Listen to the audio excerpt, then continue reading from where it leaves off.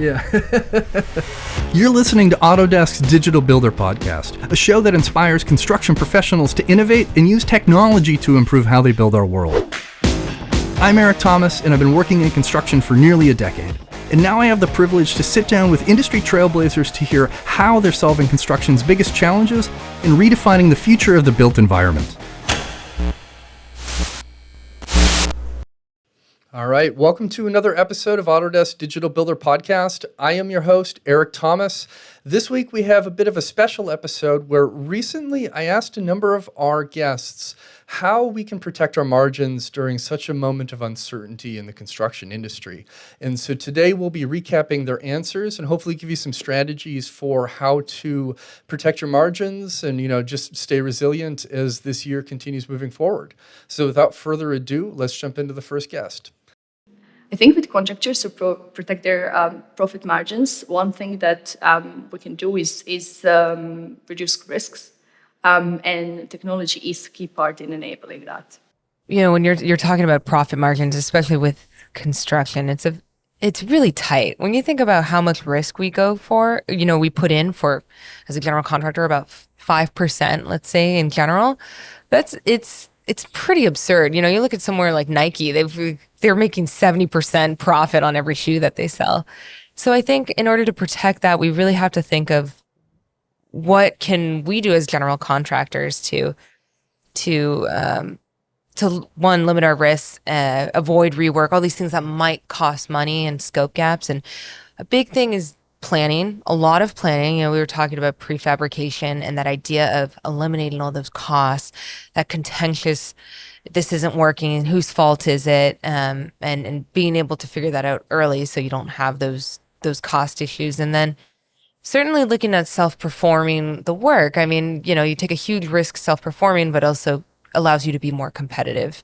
So I think it'd be wise for contractors to adopt construction platforms and to automate their processes, because the construction labor is very slim these days. It's so hard to hire a project engineer or even a project manager or a superintendent. So if you can cut their hours from 15-hour days to even 10-hour days by smoothing out that RFI process so that they can spend those extra hours at home with their families, those are profit margins right there. And you'll see returns by having happy employees and happy companies. It provides retention within the companies. And that way you're not spending that time hiring constantly. And you've got a solid group of performers for every project. So it's all about risk mitigation. Risk mitigation is very important, using, for example, laser scanning, drone surveys in real time and communicating that between the factory. Like, for example, we do a lot of modular construction. There are challenges to offsite construction is that what's built in the factory might not fit perfectly in what's built on site. So connecting those dots using real-time reality capture on site, communicating in real time this information with the factory can really make sure when all these boxes or these elements arrive on site will fit perfectly. That's how we can avoid costly delays in delivery and schedule, as well as huge cost savings, because any of these discrepancies can cause thousands and thousands of dollars of added cost or time. Time is cost, actually, as well as it's became a QA/QC process to define all the discrepancies early, from the early planning towards completion. So when we talk about protecting margins, I think what we're really talking about is delivering as promised, right? Putting together a plan, executing to that plan, and really providing those predictable results to your customer, and keeping your customer happy. They trust you, right? And it will continue to hopefully build that partnership and move to more work and more work. I think in a time like we're in, we typically become more accepting of risk.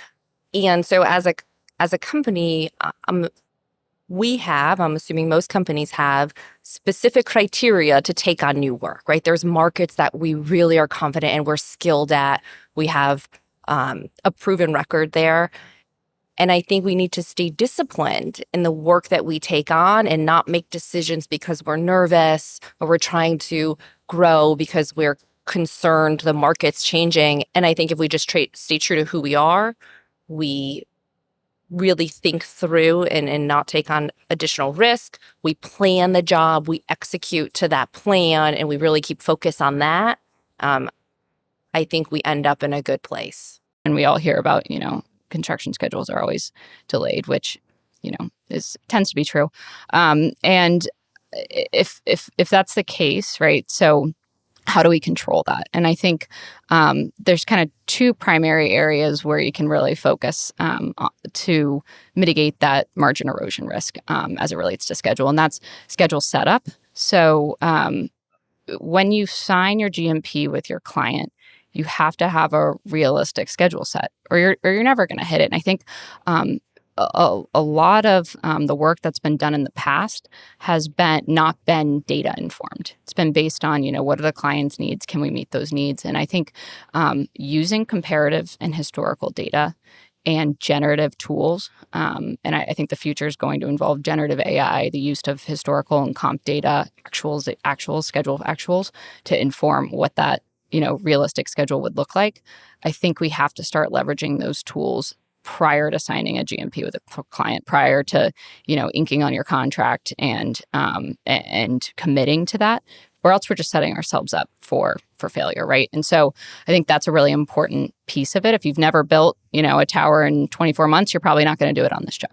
So using those, that historical information to really set that job up effectively. I think that's one piece of it. I think the second piece is monitoring and managing to that schedule that you set. So if you know 32 months is a realistic schedule, how do you actually hit that schedule? And I think a lot of that comes down to short-term planning and effective schedule management on a week-to-week basis. We see projects that have a higher plan percent complete on a week-to-week basis, meaning did you complete the activities that you planned to do that week? Regardless of even looking at your final TCO date or your substantial completion, whatever contractual turnover milestones you have, regardless of looking at that, if you are meeting that PPC week to week, you are a lot more likely to hit that final TCO date. And if you don't have slippages up front, especially prior to 30% complete on your project, if you don't have those schedule slippages up front, you are going to be much more likely to hit that final TCO date. And so knowing those data components, taking those and really leveraging those throughout the life cycle of the job and planning and executing effectively. I think it really comes down to really good site communication week to week. I think if you can, you should digitally plan out those short-term plans. If you can use, a software or tool that allows for digital collaboration, for trade partner contribution and realistic time checks on a week-to-week basis, what you can actually complete out in the field. I think that's how you effectively manage it. But I really think it comes down to those two pieces. You have to set the table with the schedule to be right up front, and then you have to execute on the back end with some kind of management system.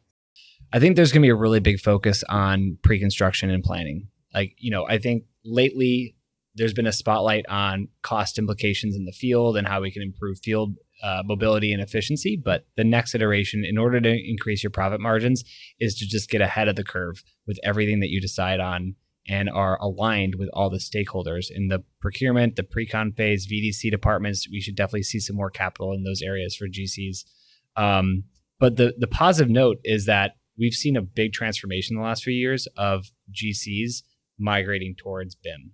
And with that in mind, they're going through digital maturity that is just going to be almost a hockey stick in the next 5+ years of seeing people getting very close to digital twin, which is the ideal state.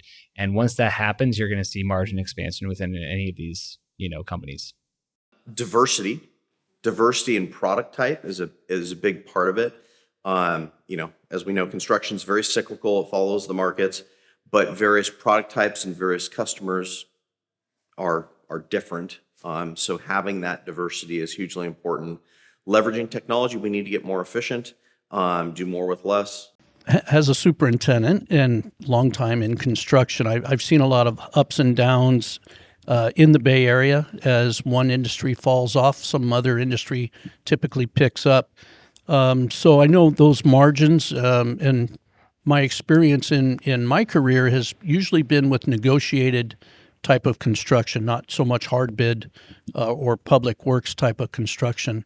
In my mind, it's diversity. Every time I've seen a downturn, there's been some other technology or some other industry that has been right there to pick up the downturn, and all of a sudden it becomes an upturn again. So I really think that at Trubeck that I work for now, they have a lot of diversity. Or not all the apples are in one basket, and I just think that's one way to protect your profit margins.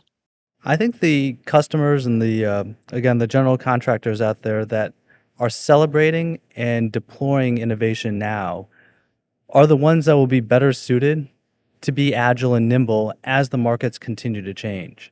There's no like one best practice or like must do, but certainly if you're always asking yourself and challenging your teams with trying something new or working something different in, not if, but when that time comes to pivot and go after a new market set, your team is already agile or nimble enough to take that next step.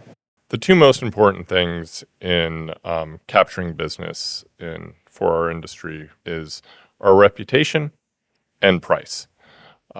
That's where decisions are made by clients. So protect your reputation, make sure that you are maintaining the integrity of your people, of your decisions, of your commitments to others. That's really important. If you lose your reputation in a tough time, you might not ever get it back. So protect your reputation. And the other is keep a laser focus on price. It does matter, and that's where the majority of decisions are made, are based on price. So keep that focus on productivity. Ensure that you are chasing your subcontractors and suppliers and getting the best possible prices, because it does come down to the table stakes of construction, which is price and productivity.